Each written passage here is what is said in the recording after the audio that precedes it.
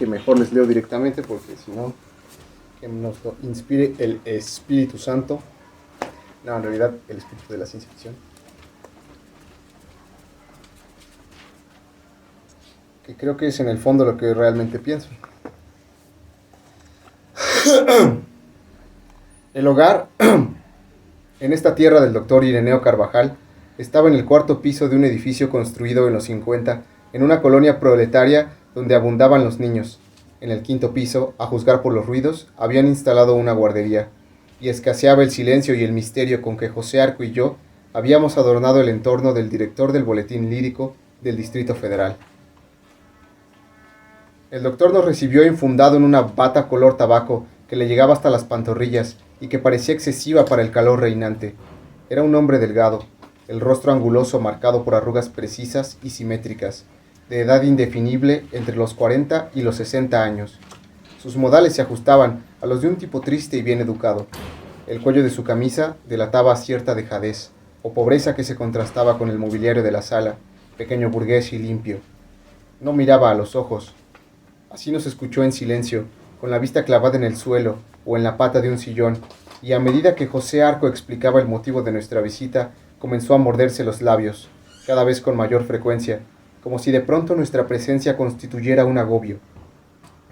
Cuando por fin habló, pensé que sería para indicarnos la puerta de salida. No fue así.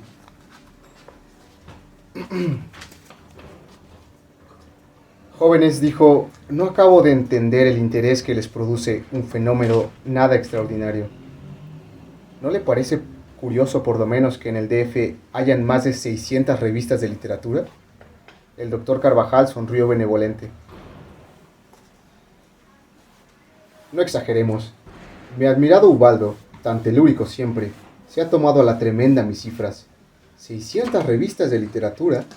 Depende de lo que aceptemos como revista y de lo que consideremos literatura. Más de una cuarta parte de estas revistas son en realidad hojas fotocopiadas y luego engrapadas, con un tiraje no mayor de 20 ejemplares, en algunos casos menos.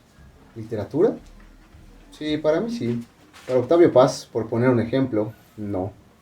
Garabatos, sombras, diarios de vida, frases tan misteriosas como una guía de teléfonos. Para un profesor universitario, estelas lejanísimas, apenas el rumor de un fracaso desconocido. Para un policía, ni siquiera algo subversivo. En todos los casos, palabras que poseen una cierta historicidad literaria. Por supuesto, jeje, no me refiero a las revistas oficiales. Me sigue pareciendo un hecho extraordinario, perdón, quiero decir, inquietante. Don Ubaldo nos dijo que él suponía que el año pasado el número de revistas aparecidas en el DF no sobrepasó las 200. En mi pensil afirma, añadí yo, que para finales de año pueden haber más de 1000, como para figurar en el Guinness. Es posible. El doctor Carvajal se encogió de hombros. Pero si así fuera, sigo sin ver qué interés tienen ustedes en esto. ¿Desean verificar un récord? ¿Quieren hacer una antología de textos raros? Desengáñense. No hay textos raros.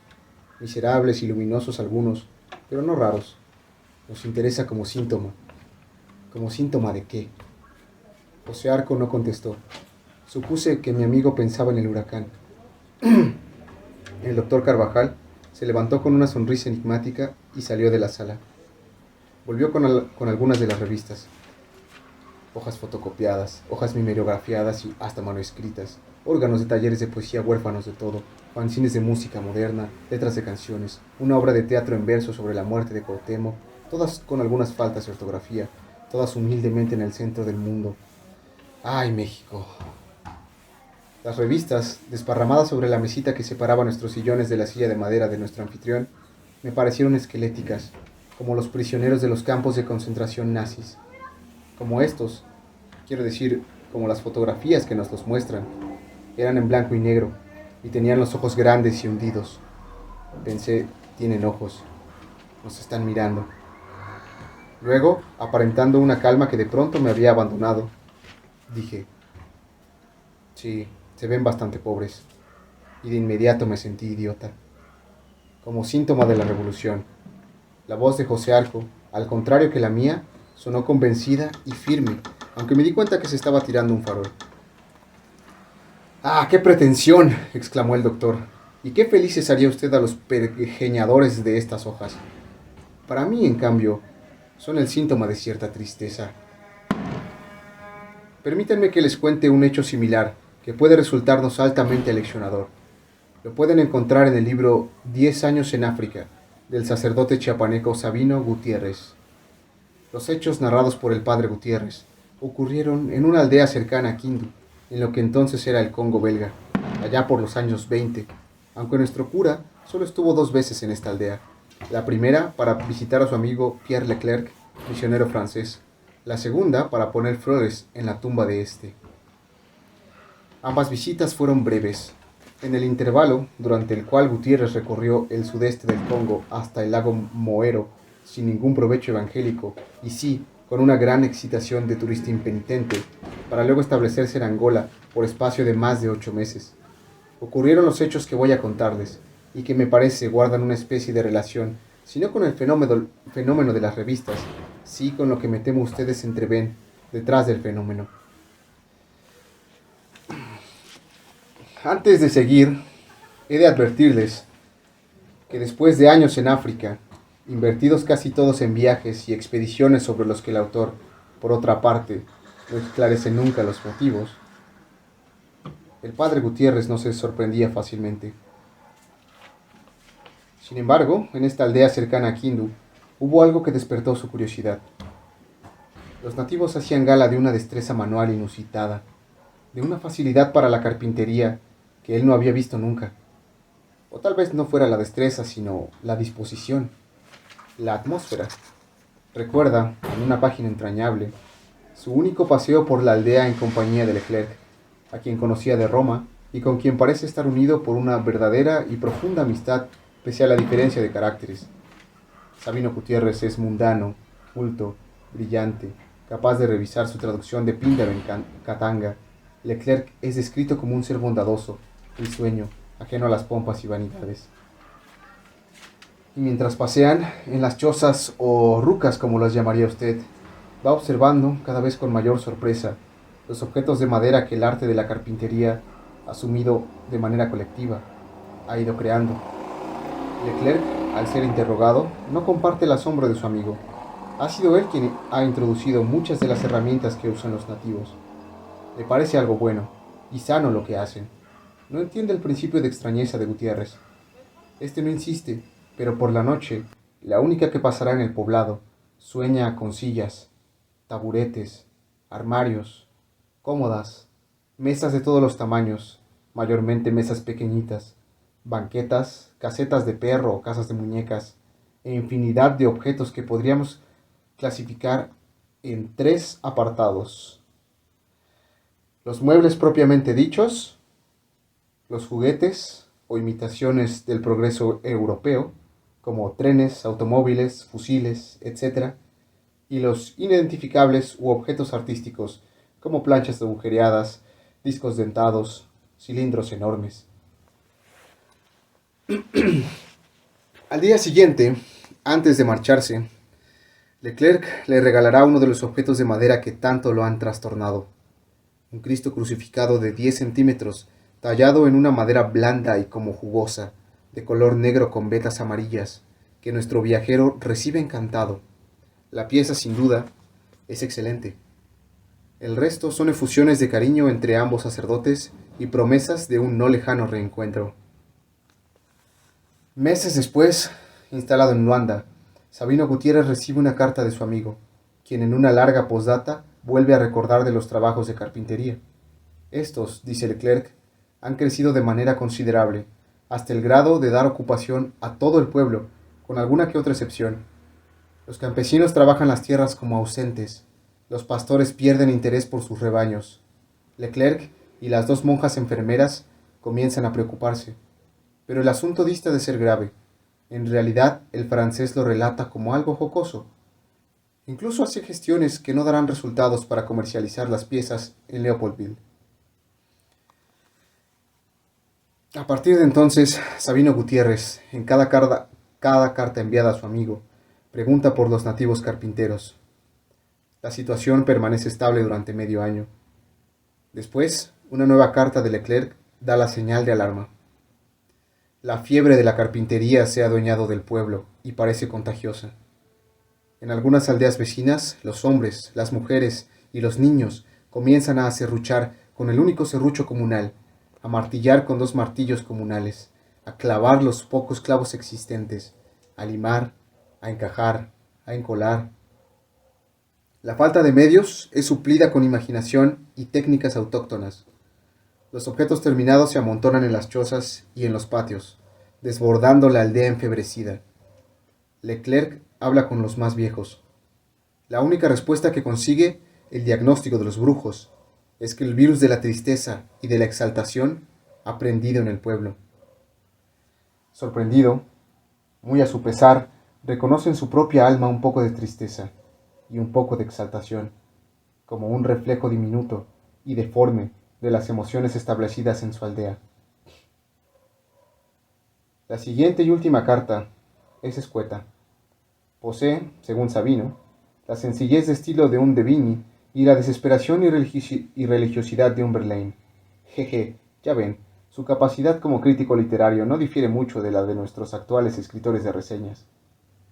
Podemos suponer que en realidad a Leclerc todo le importaba ya una chingada. Las callejas de la aldea están sembradas de utensilios de madera que nadie ha usado ni usará. Los carpinteros se reúnen en secreto con comisiones de carpinteros venidos de otros lugares. Casi nadie asiste a misa. Como medida preventiva, el cura ha ordenado a las monjas retirarse a Kindu. Los días, tensos e inactivos, los ocupa tallando un crucifijo. Llegado a ese punto, le pide a Gutiérrez que tire el crucifijo que le regaló en su anterior visita, pues la compulsión falsea la figura de Cristo, y le promete que se lo repondrá con la talla que actualmente trabajo o con un Cristo andaluz labrado en plata. Se lamenta de la situación de la aldea, se pregunta por el futuro de los niños, se duele del trabajo de los años, pero no especifica qué teme ni de dónde se agazapa el maligno. Habla, eso sí, de muertes, colonos blancos asesinados, un simulacro de huelga en una mina de estaño, pero nada más. Se diría que solo le preocupa a su aldea, y que todo lo que ocurre fuera de sus lindes carece de realidad. De alguna manera se siente responsable. No olvidemos que él fue, por así decirlo, el carpintero mayor. Ahora ni siquiera es capaz de horrorizarse ante la extraña bañera de madera que un grupo de adolescentes ha abandonado en su huerto. La despedida es rápida. Las monjas se van y deben llevar la carta.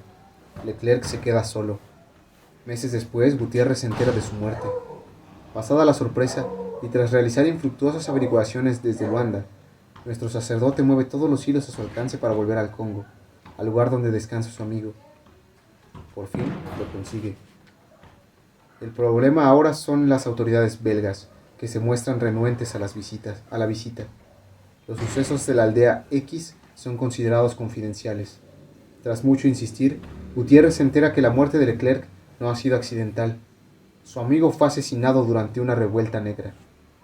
La explicación oficial, a partir de allí, es vaga. Tal vez lucharan 2 tribus vecinas, tal vez la carnicería fue incitada por los brujos. Anclado en Kindu, Gutiérrez lleva una vida absolutamente heterodoxa. Al cabo, obtiene la autorización para visitar la aldea en compañía de un funcionario colonial y un médico. Al llegar, las pocas chozas que quedan en pie, el nuevo dispensario, los seres vivos que vislumbra a través de las puertas oscuras y el mismo aire que se respira presentan un aspecto ominoso. El cementerio, arreglado con exquisitez, muestra una enorme proporción de cruces nuevas. A una pregunta de Gutiérrez, le informan que las anteriores misioneras han regresado a Europa. Por supuesto, nadie quiere recordar que en aquella aldea se trabajara la madera. De los antiguos carpinteros y talladores no queda ni una huella. Exasperado, nuestro cura decide visitar solo la tumba de su amigo. Entonces se da cuenta que lleva en el bolsillo el crucifijo que Leclerc le pidió que tirara. Lo extrae del bolsillo y lo observa por última vez. Es un Jesús extraño, sereno y fuerte, incluso mirando desde cierto ángulo, sonriente. Lo arroja a los matorrales. De inmediato se da cuenta que no está solo. Primero escucha y luego ve a un viejo que sale del tronco de un árbol y escarba en el sitio donde ha ido a caer el crucifijo. Gutiérrez, helado de miedo, permanece quieto. Después de un instante de búsqueda, el viejo se levanta y sin avanzar hacia él, más bien manteniendo la distancia, le habla. Se llama Matala Mukadi y le va a contar la verdad. A Leclerc lo mataron los blancos. 300 nativos corrieron la misma suerte, y los que no fueron quemados aún deben llevar entre los huesos las balas que dispararon los blancos. ¿Pero por qué?, pregunta Gutiérrez. Por la rebelión. La aldea entera se rebeló. Los mineros se rebelaron. Todo ocurrió de pronto, como un milagro, y los blancos aplastaron la rebelión de forma ejemplar. Murieron mujeres, niños y viejos. A los que buscaron refugio junto al cura francés, los mataron en la misma casa de la misión. Luego quemaron la mitad del pueblo y acordonaron la zona. Los blancos tenían armas de fuego. Los nativos solo rifles de madera, pistolas de madera. ¿Por qué mataron a Leclerc?, pregunta Gutiérrez, y espera que el negro conteste que por asumir la lucha de los carpinteros. Sin embargo, el viejo es tajante. Por casualidad. Una carnicería rápida, claro. El negro levanta con una mano la figurita de madera. ¿Magia?, pregunta Gutiérrez, antes de que el otro le dé la espalda y se marche. No, dice el negro. Vestido, ropa de la aldea. Nuestro sacerdote entiende que cuando dice aldea quiere decir rabia o sueño. Se separan sin más palabras. Desde el momento en que Gutiérrez da mayor crédito a la versión del negro que a la de los blancos, poco más puede hacer allí. 2 años después, abandona África y luego Europa, para siempre. Vuelve a Chiapas, en donde se dedica a escribir sus memorias y ensayos sobre temas religiosos hasta el día de su muerte. Sus últimos años, si podemos creer a su editor, otro cura, son plácidos y anónimos. Y eso es todo.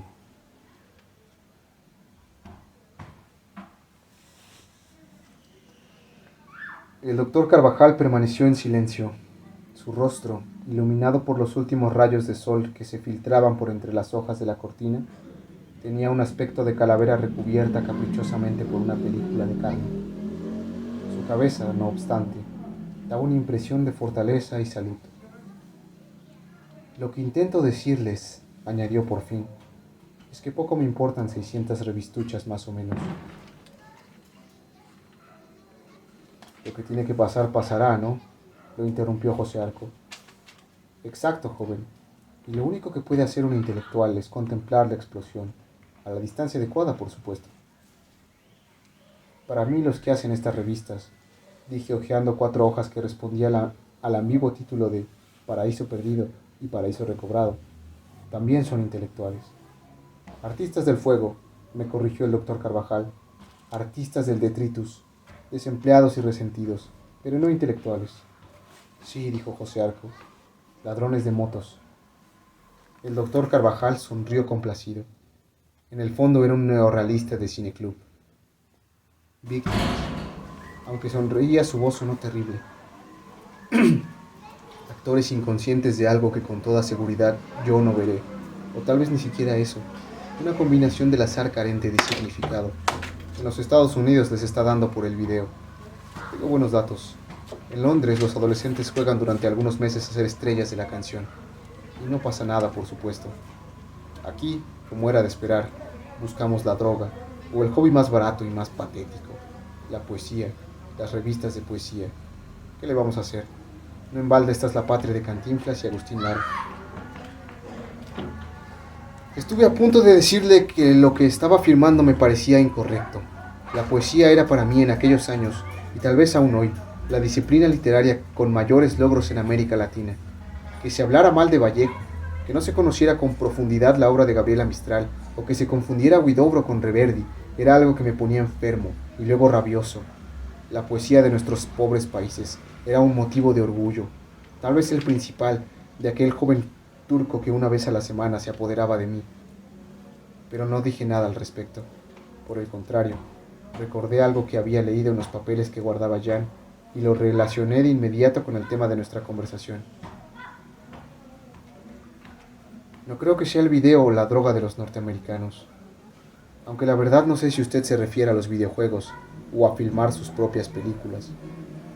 Pero puedo asegurarle que un nuevo hobby está ganando terreno. Los juegos de guerra. El abanico de estos es amplio, aunque básicamente hay dos vertientes. Los juegos de mesa, que consisten en un tablero hexagonado y unas fichas de cartón llamadas contadores, y los juegos de guerra en vivo o de fin de semana, similares a los que jugábamos nosotros cuando niños, solo que los gringos que ahora los practican pagan unas cantidades bastante considerables como para mantener el negocio. Los primeros, es decir, aquellos donde el campo de batalla es un tablero hexagonado, colocan al jugador en el papel del Estado Mayor, aunque también los hay tácticos. Los anteriores son llamados estratégicos, como la serie de los Squad Leader, en donde cada ficha, y hay más de 1000, representa 10 hombres más o menos. La duración de estos juegos por regla general sobrepasa las 5 horas, e incluso los hay cuya duración alcanza las 20 o 30 horas de juego. El origen, creo, está en el Kriegspiel alemán, los grandes tableros estratégicos donde en el siglo pasado se jugaban las guerras antes de iniciarse, o en el ajedrez, un juego de guerra abstracto. La otra modalidad coloca al jugador como si se tratara de una pieza de teatro, en el mismo pellejo del soldado. El juego consiste en un día o en un fin de semana dedicado a prácticas militares. Se enseña a manejar todo tipo de armas, se asiste a conferencias de veteranos del Vietnam, se participa en combates simulados, incluso hay organizaciones que disponen para sus socios de saltos en paracaídas. Las simulaciones en ambas modalidades hacen gala de un rigor histórico ejemplar. Los combates simulados no ocurren en el limbo, sino en lugares concretos, ya sea del pasado o de un futuro predecible o deseable. Vietnam, Irán, Libia, Cuba, Colombia, El Salvador, Nicaragua, incluso México son algunos de los escenarios de estas escaramuzas. Dato significativo, más de un combate transcurre en el mismo Estados Unidos, en donde el enemigo es encarnado por una hipotética guerrilla negra o chicana.